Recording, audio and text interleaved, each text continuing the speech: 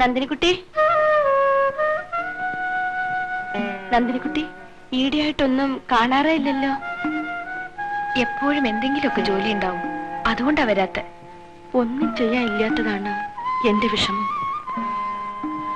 ആരോടെങ്കിലും കുറെ സംസാരിക്കാൻ കൊതിയായി തുടങ്ങി നന്ദിനി.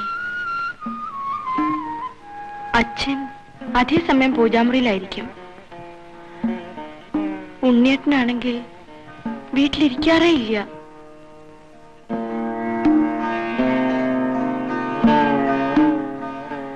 ഞാൻ വരട്ടെ നന്ദിനിക്കുട്ടി. അവിടെയാണെങ്കിൽ അച്ഛൻ ഒറ്റയ്ക്കേ ഉള്ളൂ.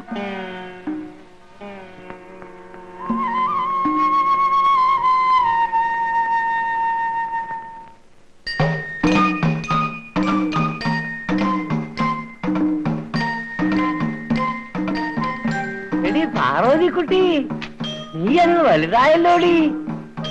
ഈ പെണ്ണുങ്ങളുടെ ഒരു വളർച്ചയെ കണ്ടു നിൽക്കെ കേറി അങ്ങോട്ട് കൊഴുക്കും. സമയായിരിക്കണോ? എന്തിനാന്നറിയോ? സംബന്ധത്തിനേ.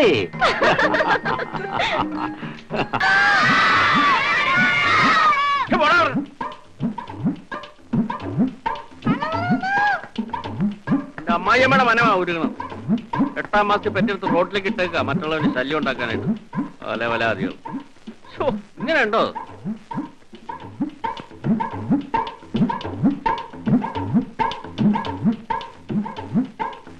അച്ഛനാരില്ലേ ഇവിടെ?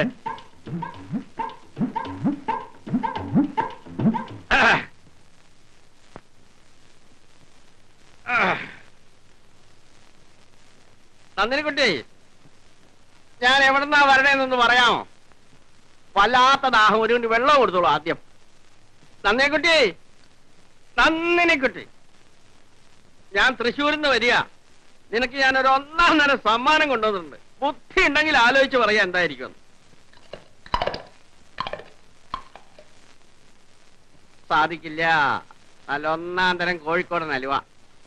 കോഴിക്കോടൻ അലുവ എന്ന് പറയുമ്പോ നീ വിചാരിക്കും കറുത്തലുവയാന്ന്. അല്ല, നല്ല ചൊകചൊകാന്നിരിക്കുന്ന ചുമന്ന അലുവ. ഐശ്വര്യമായിട്ട് വന്ന് 2 കൈയും നീട്ടി അതങ്ങോട്ട് മേടിച്ചോളാം. പിന്നെ അതിനു മുമ്പ് ഒരു കൊണ്ട് വെള്ളം കൊടുത്തോളൂ. എനിക്ക് വല്ലാത്തൊരു പരദാഹം. ഞാനിപ്പൊ കൊണ്ടുവരാം. ചതിച്ചോ? അത് മുഴുവൻ തിന്ന് തീർത്തല്ല അശ്രീകരം. ഞാൻ എന്ത് പാടും പെട്ട് തേക്കാട്ടിന്ന് മേടിച്ചോണ്ടാ പോടുന്ന കൊതിയാ.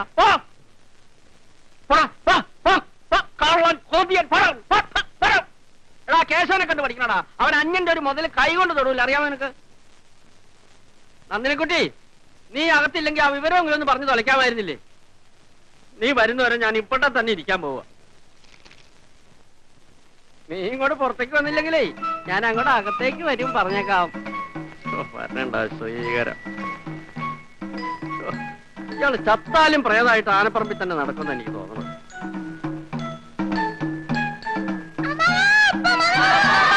നിന്റെ അമ്മായിയമ്മയുടെ മനം.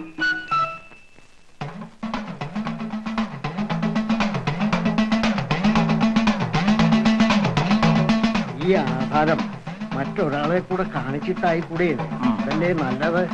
തമ്പുരാനെ, തമ്പുരാനെ, തമ്പുരാനെ, നമ്മുടെ കേശവന് കിട്ടി, കേശവന് കിട്ടി ഗജരാജപട്ടം, ഗജരാജപട്ടം. കൃഷ്ണ ഗുരുവായൂരപ്പ, ഇതിൽ പരമൊരാനന്ദമുണ്ടോ? ഒരപൂർവ പദവി കേശവന് ലഭിച്ചിരിക്കുന്നു. കേശവന്റെ മഹിമയും സേവനവും സ്വഭാവവും ഒക്കെ കണക്കിലെടുത്തുകൊണ്ട് ദേവസ്വം കൽപ്പിച്ചു നൽകിയ ഒരു സ്ഥാനമാണിത്. അതിനർഹൻ കേശവൻ തന്നെ. നന്ദിനിക്കുട്ടി, നാളെ ഞാനൊന്ന് എറണാകുളം വരെ പോവാ. ഒരു ചെറിയ ജോലി കിട്ടാമെന്ന് വെച്ചിട്ടുണ്ട്.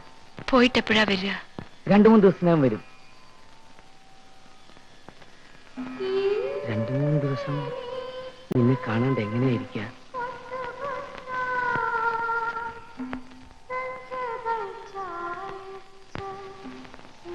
ഈ ജോലി തരായാൽ രക്ഷപ്പെട്ടു. പിന്നെ തിരിച്ചു വന്ന് എന്റെ നന്ദിനിക്കുട്ടിയും കൊണ്ട് ഉണ്ണിയേട്ടാ, ധൈര്യം സംഭരിച്ചോളൂ കുട്ടി, ഇത് നടക്കും. അങ്ങ് അകലെ പ്രകൃതിയുടെ ഒഴിഞ്ഞ കോണിൽ നമുക്കൊരു കൊച്ചു വീട്, ചുറ്റും വെളുത്ത മന്ദാരപ്പൂക്കൾ മാത്രം. അവിടെ പരാതിയില്ല, പരിഭവമില്ല.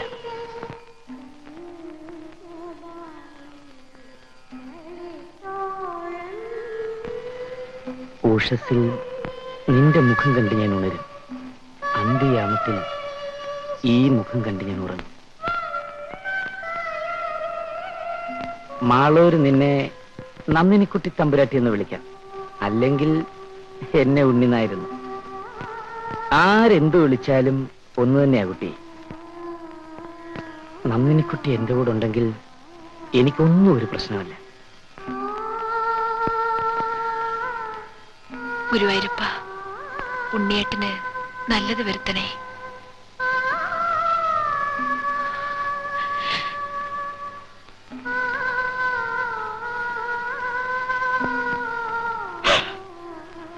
ഭഗവാനെ, ഞാൻ എന്തായി കാണണേ? കോമണ്ട് നായരെ, കോലോത്തി എന്ന് പറയാൻ മറക്കണ്ട കേട്ടോ.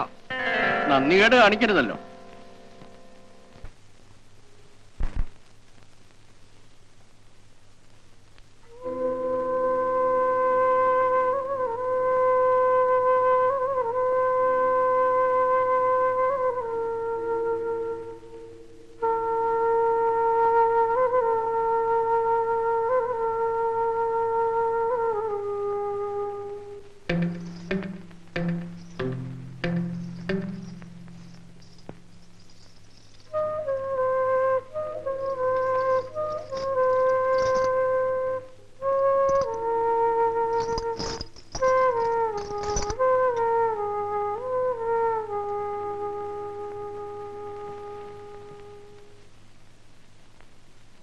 എന്താ അച്യുത, നന്ദിനിക്കുട്ടിയുടെ കല്യാണമൊക്കെ ഉറപ്പിച്ചു എന്ന് കേട്ടുല്ലോ. ഇവിടുന്ന് അറിയാതെയോ? ഒന്നും അങ്ങോട്ട് ആയിട്ടില്ല. അച്യുത, ഈ കോലം അല്പം ക്ഷയിച്ചെങ്കിലും ഞങ്ങളുടെ അന്തസ്സിന് ഒട്ടും കോട്ടം തട്ടിയിട്ടില്ല. ഉണ്ടെന്ന് അച്യുതന് തോന്നണുണ്ടോ? പിന്നെ ഇതൊക്കെ എന്താ എന്താ ഇങ്ങനൊക്കെ?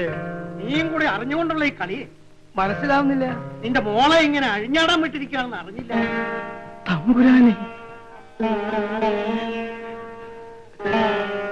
കേശവന് ഗജരാജപട്ടം കിട്ടിയപ്പോ കേശവന്റെ ആനക്കാരന് എന്തോ ആകാമെന്നായിരിക്കും. നിന്റെ മോൾക്ക് ഓലോത്തെ തമ്പുരാട്ടിയാണോ അല്ലേ? കുലമഹിമ തകർത്തല്ലോ അച്യുത നിന്റെ മോള്. അതും എന്നോട് തന്നെ വേണമായിരുന്നു. നിനക്കിത് ചെയ്യാമോ അച്യുത? എന്നോട്, അത് ഈ കോലോത്തോടും. ആനക്കാരന്റെ മോളും കോവിലകത്തെ തമ്പുരാനും.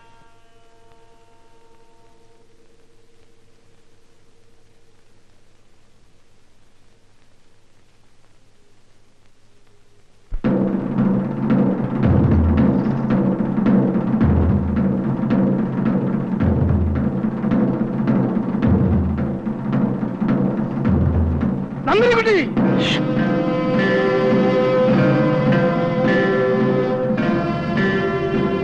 നന്ദിനിക്കുട്ടി, ഞാൻ കേട്ടതൊക്കെ ശരിയാണോ? വല്യമ്മാൻ ഓരോന്ന് ചോദിച്ചപ്പോ എന്നെ നാളെ ഇറങ്ങിപ്പോയി. നിനക്ക് തമ്പുരാൻകുട്ടിയെ സംബന്ധിച്ച് മരിച്ചു.